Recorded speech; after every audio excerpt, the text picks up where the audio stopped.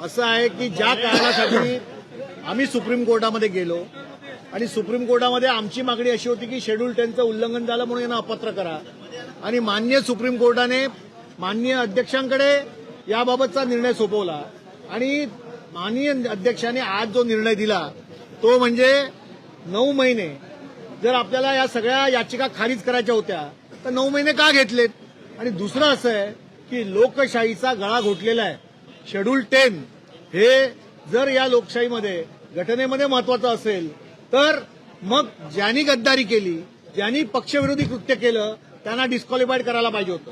आज त्यांनाही डिस्क्वालिफाईड केलेलं नाही आणि आमच्या 14 लोकांना देखील आमची आमदारकी शाबूत ठेवली आहे. याचा अर्थ काय महाराष्ट्र जनतेने नेमकं समजायचं काय. आणि म्हणून ज्यांनी पक्षविरोधी कृत्य केलं त्यांना डिस्क्वालिफाईड करायला पाहिजे होतं. सुप्रीम कोर्टाने हे सगळं सांगितलेलं आहे. त्याच्या विरोधात जाऊन आज अध्यक्षांनी निकाल दिला. हे महाराष्ट्राच्या राजकारणामध्ये आणि या लोकशाहीला घातक आहे आणि दुर्दैवी आहे. म्हणून भरतसिंग गोगोले यांचा व्हीप मान्य करण्यात आलेला आहे.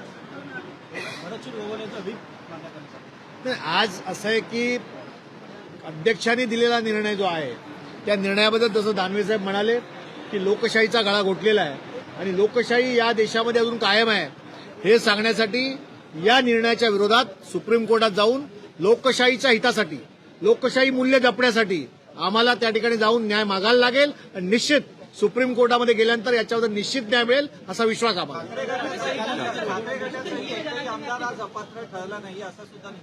अरे दोन्ही बाजूला तुम्हाला अपात्र करायचं नव्हतं निर्णय द्यायचा नव्हता पक्ष ठरवायचा होता मग 9 महिने का घेतलेत. 9 महिने विधानसभेच्या कामकाजातला वेळ घेतला या ठिकाणी आमचा वेळ घेतला महाराष्ट्र जनतेला टांगणीवर ठेवलं. नेमकं केलं काय कशासाठी केलं मग टाइमपासच म्हणायचं ना याला.